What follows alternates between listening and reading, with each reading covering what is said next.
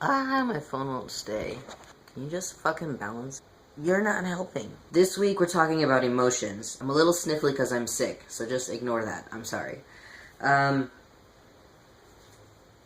the first thing I want to talk about... Transitioning by itself can be a very emotional process. There are many different steps to it. It can almost be like an emotional roller coaster. I mean, obviously everybody's transition is different. Everybody goes through different things, but a lot of us have a lot of ups and a lot of downs as well. There's the whole process of coming out to yourself and maybe possibly feeling alienated, like you're alone in what you're going through, questioning your gender identity and like trying to figure out how everything works and who you are and if this is necessary and what's going on with everything. If you feel lost, if you feel by yourself, if you feel like you don't have enough money to transition, if you feel like your family is going to disown you or like your friends aren't going to talk to you anymore, it can be a very emotional process. And even while you are in transition, you know, during your process, there's things that are going to be hurtful. Getting misgendered, people calling you she, your friends not making an effort to call you by your new name, your family straight up telling you that you're crazy, that they don't support you. A whole bunch of hurtful things can happen. But going back to the roller coaster thing, there's also ups.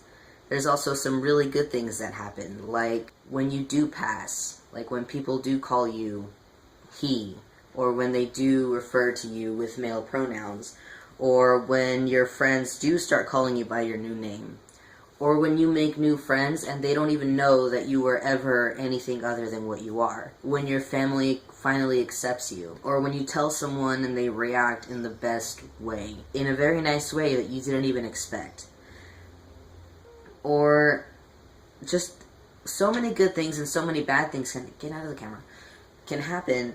And it can really affect you emotionally, both good and bad, though. Like, not, you know, emotions aren't just a bad thing. Like, sure, there are plenty of negative emotions you can feel. You can feel depressed, anxious, sad, angry.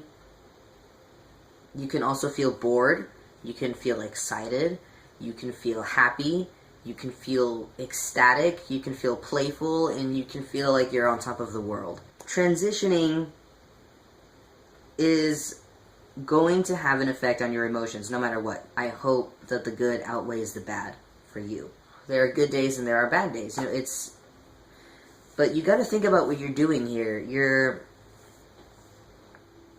literally changing a huge aspect of your life. Transforming who you are, maybe even changing your name that people have known you by for so long. I'm not changing my name, but a lot of people do. A lot of people also change themselves physically. You're changing what you look like, holy shit, this is a huge thing. I don't like to use that word changing, because to me it's like I'm not changing, I'm just finally showing people who I really am. Anyway, so my main point is that you're transitioning is something huge, and it is going to be emotional whether you like it or not.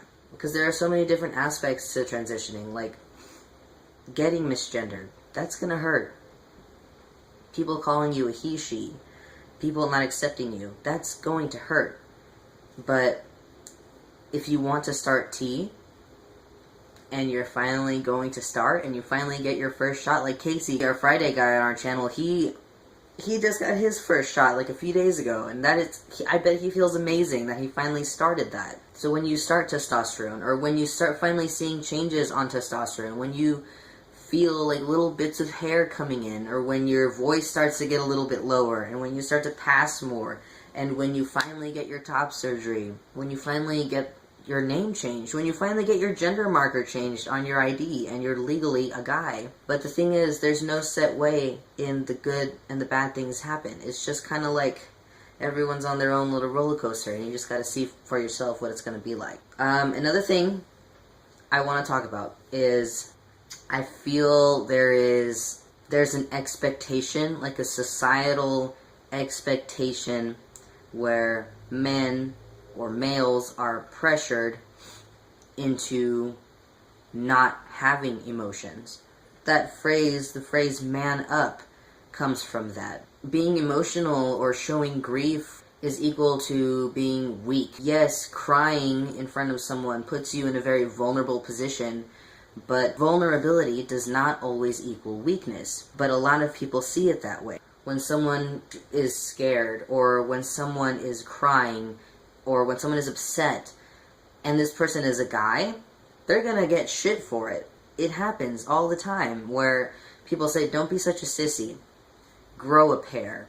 Or they say, don't be such a girl. I'm not okay with this. I'm not okay with this because, I don't know, it doesn't feel right. Like, why can't guys have emotions? I feel like, yes, there is some sort of biology involved where men are naturally a little bit, I don't know, have a harder outer shell than women. But I also feel like a lot of it has to do with society and with the societal pressure and peer pressure and how you're raised. Kind of like that nature versus nurture argument. Is it nature? Is it just how we're built biologically inside? Or is it how we grew up, how our experiences form us? You know, and I really think that a lot of it has to do with how we're raised. From a very young age, little boys are being told, you know, be a man. You gotta be a man. You gotta be tough. You gotta be this big, brute, macho, guy. I don't believe in that bullshit. You can be manly and have feelings. You can be manly and experience love. You can be manly and experience grief. If your mom died, you're allowed to cry. You're allowed, because you're a fucking person. It doesn't matter if you're a guy or a girl or an alien. It doesn't matter. You're allowed to feel. I feel like a lot of trans guys feel that they need to stop having feelings, that they need to stop being such a girl about things. And hello, you're transitioning. Transitioning is a very emotional process. You're gonna have these feelings. Don't put yourself down because you're feeling something, because you're human, because you have a heart, because you have feelings. Like, it should just vary from person to person. One person can be more emotional than another, regardless of their gender. And I really think that's how it is until we are taught to look at it differently. I wasn't very emotional pre-transition. Like when I didn't know that I was a guy, when I was still, you know, convincing myself that I was female, I wasn't much of a crier. I wasn't very, like, I would only cry once every few months, and I never did it in front of anyone. It was just my own, like, little breakdown, and then I would be fine. I was very emotionally stable before I transitioned. Before I actually started to begin my transition, and when I, like, just started figuring out that I was trans and watching YouTube videos and doing research on what exactly this is, and I was talking to a therapist, I felt like I was crazy. When I started looking at it as something that could be sane, and it wasn't just me, everything just sort of kind of lined up into place. And suddenly, so many things from when I was born to now that have happened in my life started making sense. And I was like, wow, I need to do this. Because I can't be this in-between thing. I need to transition, and I need to do it now. But the real thing that kick-started my transition for me was starting testosterone, and that was 4 months ago. And since then, my emotions have definitely improved. I don't feel depressed. I don't feel as stressed out. And I have this sense of calm. I feel quiet, peaceful, and just at ease with myself. I still get bouts of dysphoria every now and then, but they don't come as much, and I don't get as angry.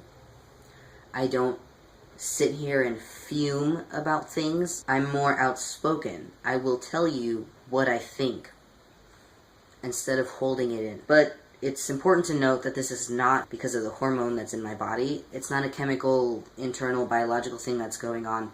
it's more like, well, part of it is, but I think it's only a little part of it. Like, I finally have the right hormone in my body, yes, and I feel that. I definitely feel that. Like, my body is, like, in sync with me. But to me, it's more of an effect of, like, the testosterone is physically changing what I look like. And because I'm starting to look more like me, I'm getting more confident to be me. So yes, it's because of the testosterone, but no, it's not because of the testosterone, if that makes sense. On the crying thing, it's very difficult to cry, but then again, I was never much of a crier before. But sometimes I feel like I'm crying, and I want to, because I'm like, oh my god, I just need to cry.